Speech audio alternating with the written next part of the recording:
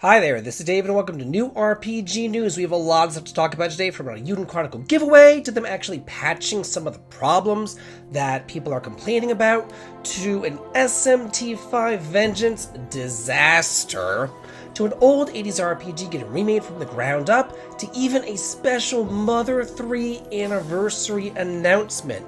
But first, before we do get to all those great stories and more, let's have a word from today's sponsor. This video is brought to you by Class of Heroes 1 and 2 Complete Edition, a bundle pack of both Class of Heroes Anniversary Edition and Class of Heroes 2G Remaster Edition, which are retro throwback fantasy dungeon crawling RPGs where you choose from different races and traits to create your ideal cohort of students in order to become the ultimate adventurer with just a little help from your teachers along the way. With countless classes, race, and alignment combinations available to you, no two teams will ever be the same as you dive deep into hundreds of complex, devious dungeons and engage in deep turn-based combat where your rows and positioning really matter. So what are you waiting for? Come on and enroll in the Academy today, where you build up your perfect roster and handpick that ideal party, all while collecting artifacts, soaring through interdimensional travel, and conquering adversity. Be sure to grab your copy today, both digitally and physically, on the Nintendo Switch, PS5, and PC. And now, let's get on back to the video. First up, I just want to talk about this again because I am going to be at the Level Up Expo here in Las Vegas today!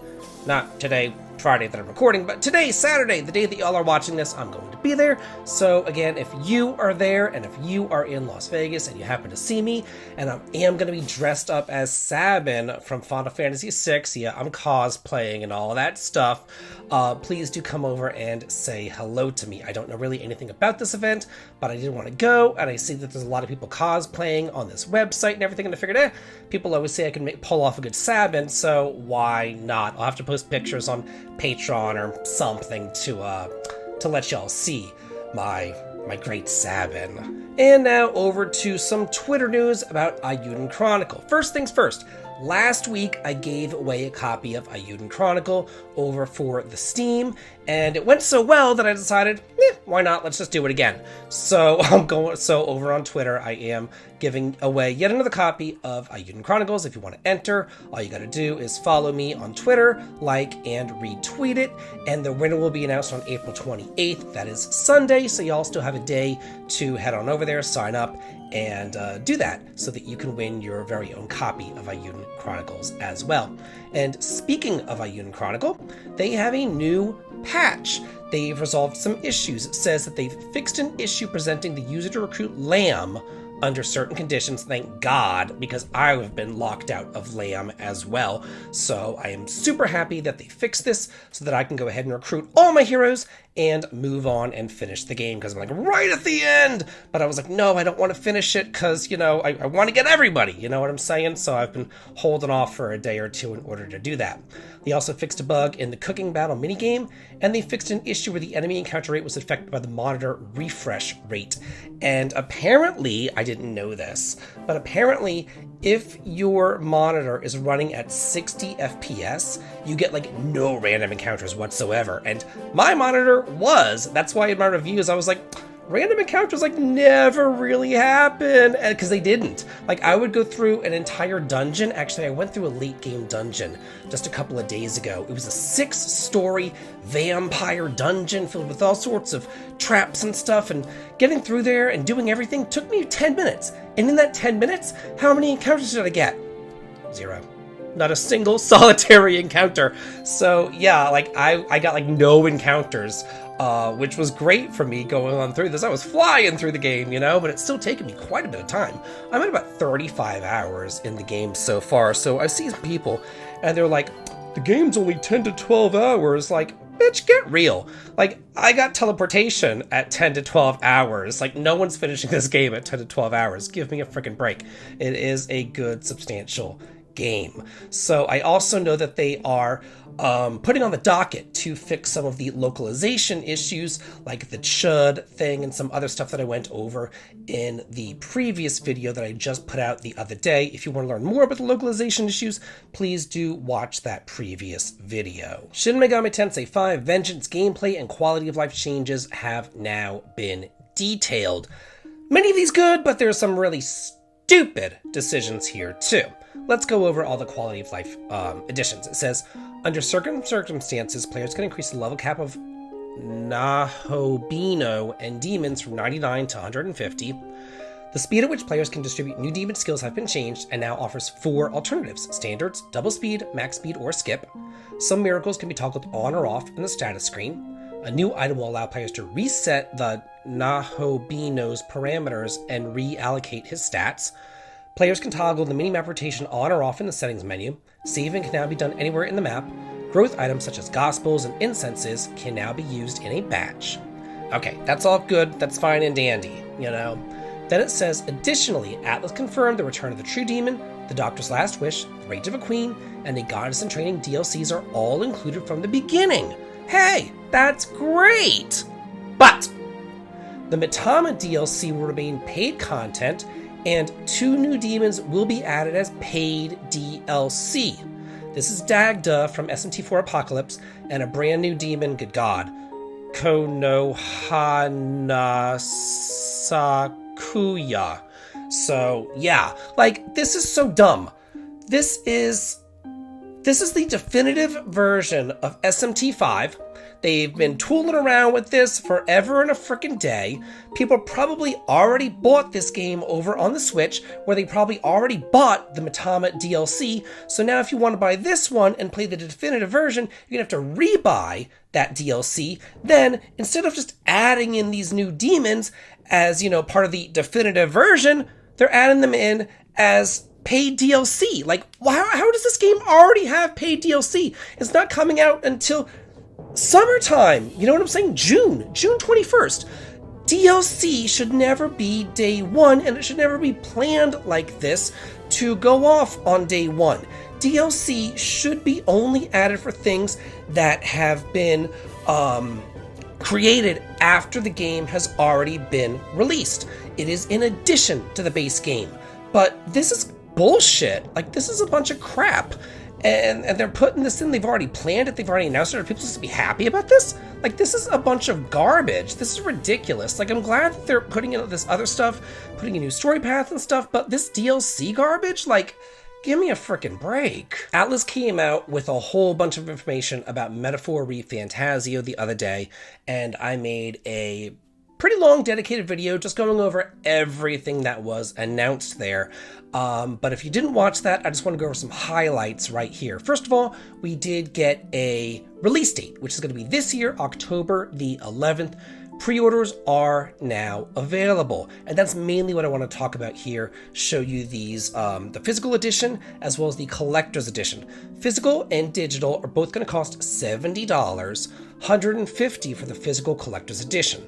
It says that it includes the base game for the PS5 or the Xbox, a steelbook, an official soundtrack, an art book, a Homo Tenta metallic pins, a sticker sheet, a Kingdom of Uchronia cloth map, a costume and battle background music set, downloadable content voucher, the Atlas 35th Anniversary Digital History Book, the Atlas 35th Anniversary Digital All-Time Best Soundtrack. By the way, people, we're getting digital history books. We're getting digital soundtracks. Guess what they get in Japan?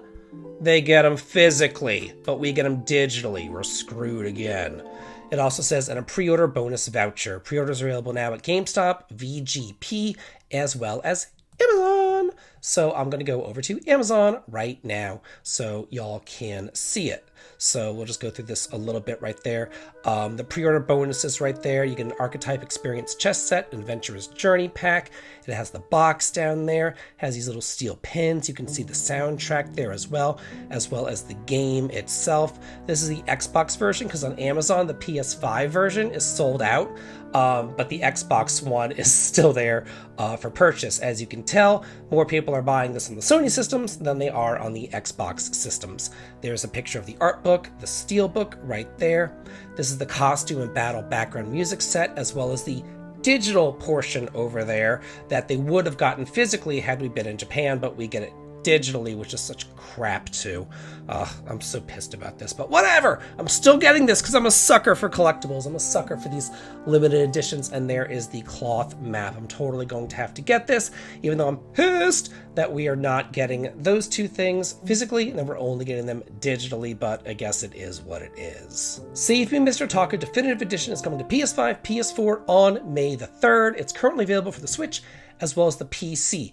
When this one first came out, like a year or two ago, okay, there, it first came out on May 5th, 2021, and I did a review on it because it was super freaking cute, and I've still loved it today. This is actually getting a physical edition on limited run games. If you don't know about this, it's kind of like a Metroidvania, Kirby kind of game. It's super freaking cute. Game Boy Color palette, that sort of thing. And it says, in a world where humans and octopuses are at war, Tako is a pacifist little octopus who rescues a woman from drowning one stormy night. A fairy sees his act of bravery and grants him the ability to survive on land.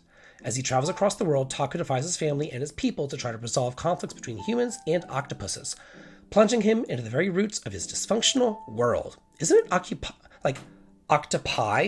Is it octopi or octopuses? I think it's octopi. Anyway. There's 6 worlds, more than 50 levels to explore, 50 different hats that Tako can wear to gain special abilities, kind of like Kirby sucks enemies or whatever. He wears different hats to get abilities. Extensive character dialogue with many unique and memorable NPCs, side quests, puzzles, minigames, and 16 different dungeons to explore. Multiple selectable palettes to change the game's color scheme, and the definitive edition includes new difficulty modes and rebalancing of the original game, a hint system, an auto palette option, and more quality of life improvements. A sound system to listen to the soundtrack, and new border images and additional content. And again, this is available over on limited run games physically for $35 if you wanted to pick that up. Pre-orders have already begun. We have a new update for Granblue Fantasy Relink, which is launching in late May, and 3 new characters are joining the Fae, and I'm going to butcher their names.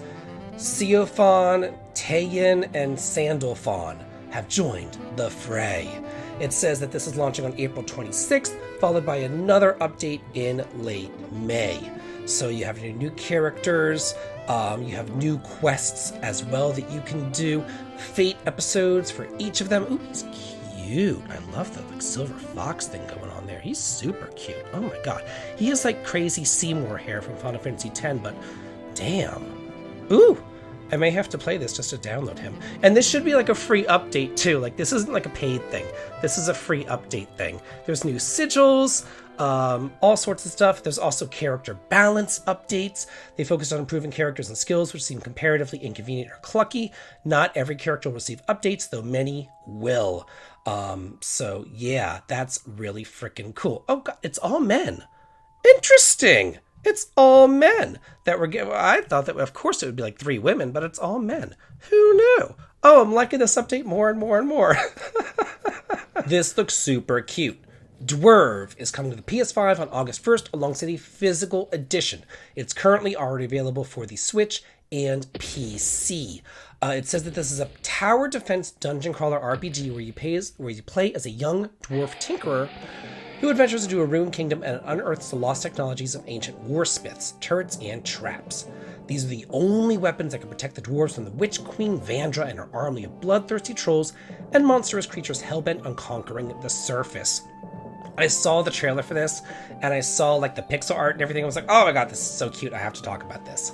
It is tactical turn-based combat involving strategic decisions about which turrets and traps to build and where. You can upgrade your arsenal with over a dozen turrets and traps, each with its own unique upgrade tree.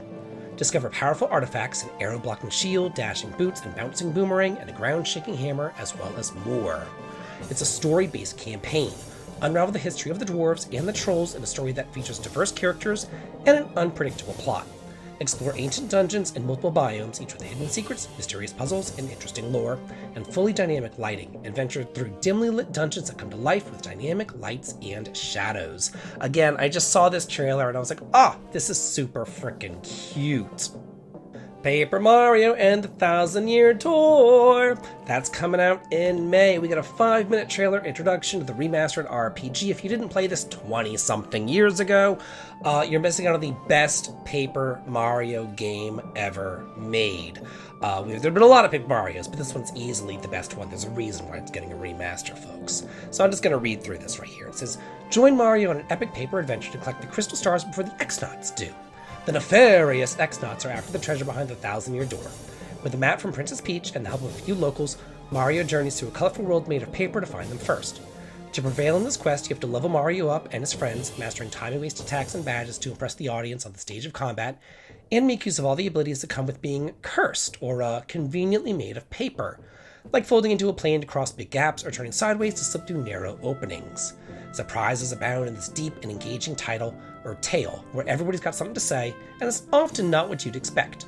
Mario will meet all kinds of interesting folks on his journey, like the upbeat and studious Groom Bella, and the shy and determined Koops. Some of these characters will need your help on their own quests, or even join your party. Others, like Peach and Bowser, have stories of their own that you'll play between Mario's chapters. Yeah, there's like little cute vignettes with Princess Peach and all that. It's super cute. 20 years after the original game on the Nintendo GameCube system, this version for the Nintendo Switch has revamped graphics and a suite of additional changes that make the game easier than ever to enjoy. Coming out for the Nintendo Switch on May 23rd, one day before my birthday! It might just have to be my birthday present to myself. I still do even have the strategy guide and everything. Y'all know how I am about strategy guides. I love a good strategy guide. So, like, I've been reading through this to, like, refresh my memory on it. I'm probably going to replay the game in anticipation for this, maybe make another video or something about it, but this is easily the best Paper Mario game out there, and I'm thinking that we're probably going to get a really good new Mario RPG soon, considering that we got a remake of Super Mario RPG, and now we're getting a remake of Paper Mario 1,000-Year Door. They're seeing that there's a market for these Mario RPGs, and they've remastered the best two of them, so why not make another one and make it like these older ones, you know, and make it actually good? This is actually pretty cool. Wizardry Proving Grounds of the Mad Overlord gets a remake launching again on May 23rd for the PS5, Xbox, PS4, Switch, and PC.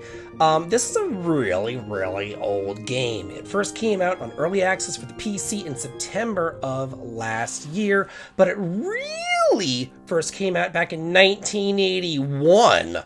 Yeah, so this is a really old game from the 1980s, and it is getting a full, complete remake. It says that this revival is built directly on top of the original Apple II's game code, preserving the appeal of the classic while also incorporating modern graphics and improved party management, navigation, spellcasting, and combat. While the remake may look, sound, and feel completely new, the original Apple II game is under the hood.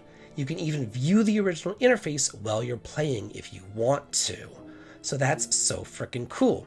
It got a very positive review score over on Steam, enthusiastic feedback, and it has beautiful new graphics and animation for a game that by necessity only offered rudimentary visuals, now with the power of Unreal Engine.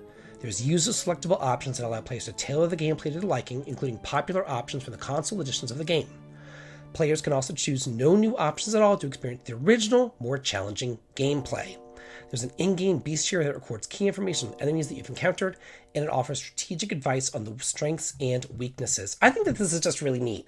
I'm not one into wizardry or Western RPGs or things like that, but I think that this is just so cool from like a game preservation standpoint and stuff to really see what you can do with a game from 1981. I wasn't even born in 1981. I was born in 82. So like this is crazy to me, but I'm loving this. That time that I got reincarnated as a slime, Isekasai Chronicles announced for the PS5, Xbox, PS4, Switch, and PC due on August 8th worldwide. Yeah, this is interesting, but I figured I'd talk about it. It says, a new tale of the Jura Tempest Federation with your favorite characters from the animated... Oh, it's a TV show. Who knew? Okay, so I had no idea. Experience the thrilling and fulfilling life of an all-powerful slime as you befriend new allies, defeat challenging foes, and thrive in your ever-expanding city. work together to solve residents' problems to make the country a better place. The time I got reincarnated as a slime, Isekai Chronicles combines elements of classic JRPG battles and fun city building mechanics to create a unique gameplay experience perfect for gamers of all kinds. It says relive the original story from the encounter with the Kajin to the battle against the Kingdom of Falmouth, fully voiced. In addition, there's an original story from the anime creators for fans to enjoy. So it looks like you're like replaying the television show, but there's also an original story, I guess? I don't know. This completely new story detailing the creation of the Tempest unfolds as you confront new and powerful enemies. Kind of reminds me of like One Piece Odyssey, where it was like parts of the story, but it was also standalone, you know, it was like its own thing. So yeah. It says, as players progress through the story and meet new allies, their community will grow from a small village to a great nation. Build a wide variety of buildings to take advantage of the Tempest resonance, with strengthens resonance as you create more structures in your village. There's even a modern Japanese-style buildings that make use of Rimuru's memory from the world before his reincarnation. There's more than 50 original subquests to enjoy. Enjoy the daily life in Tempest with laughter and tears as Rimuru and his friends work together to solve resonance's problems in order to make the country a better place. The Hyperdimension Neptunia RE Birth Trilogy is coming out for the Switch, digitally only, May 21st in the West. Of course, in Japan, they're getting a physical edition, or not. This is going to include Hyperdimension Neptunia Rebirth 1, Rebirth 2, as well as Rebirth 3. So, yeah, if you didn't get a chance to play these games before and you want to, now is the time. It says a story. In the world of game industry, 4 CPUs, known as goddesses, battle for supremacy in the War of the Guardians. One of the CPUs, Neptune, was defeated by the others and banished from the heavens. In her fall from grace, Neptune's memories were lost when a mysterious book revealed itself to her with knowledge of all of game industry's history. Joined by Compa, If, and the sentient book known as History, Neptune embarks on an extraordinary journey across 4 different nations on a quest to save the entire world, and was previously only available on the Vita and Steam. So yeah, if you didn't have a Vita, I had a Vita, but not a lot of people had a Vita. So if you didn't have a Vita and you weren't on Steam back then, now is the time that you can pick up this trilogy for the Switch. Potionomics Masterwork Edition has been announced for the PS5, Xbox, and Switch. This is a shop simulator RPG launching this fall. It says that it first launched for the PC on Steam in October of 2022. But this Masterwork Edition offers a bevy of new features, including voiceovers, endless mode, cozy, and capitalism difficulty levels, as well as additional languages. The new content and features will also be available for the PC version of Potionomics simultaneously with the release of this Masterwork Edition. But a physical limited box set will also be available for all platforms in North America. Yay! Hallelujah! Available for pre-order soon through the Xseed Game Store and participating retailers for $50. It's going to include a copy of the game, a physical version of the original 120 plus pages digital art book. Hey, that's great. 2-disc soundtrack featuring all 58 tracks from the game, and a set of 12 trading cards with new character illustrations. So a lot of stuff coming in here, all physically for this game right here, and for $50. Let's look at Metaphors. Metaphors was 3 times the price at $150. This one's only $50, and this one comes with everything physically, whereas that one comes with some stuff digitally as well. Xseed always does a good job with their physical editions, and we need to support that. Mother 3 is getting an adorable set of new plushies for their 18th anniversary celebration. They're going to be going on sale right now, the week of the 25th of April. This is going to include Lucas, Klaus, Duster, and Kumatora as the little plushies, and you can see them right here. So we still not getting a localization, no new Mother game announcement or anything else like that, but there are some plushies that they are releasing as part of their anniversary celebration. It says that they are due to be released in May of this year, and prices will be revealed closer to that time. So yeah, kind of disappointing news that we're not getting the game or anything, but at least they are acknowledging the existence of the series, so I guess that's something. Hasbro is moving forward with Baldur's Gate 4 without Larian Studios. We talked about this a couple of weeks ago, that Larian said, no, we're not going to be making another Baldur's Gate game. We're going to be moving on with different stuff. But the owner, Hasbro, still wants a sequel and is now looking towards potential partners. And it says they don't want the new game to take 25 years again. Yeah, kind of like a little slap in the face right there. It says, Larian Studios has decided to end its journey with the series on a high note, and the team is moving away from the franchise. However, the Baldur's Gate license still belongs to Hasbro's subsidiary, Wizards of the Coast, and it intends to make another game. He went on to say that Wizards of the Coast is already in talks with partners. The company intends to proceed with the development of a fourth game, even though Larian Studios will no longer be involved. It's important to note that Larian was also picked as a partner. The original games were created by BioWare, and various developers have tried their hand at making a game for this IP since then.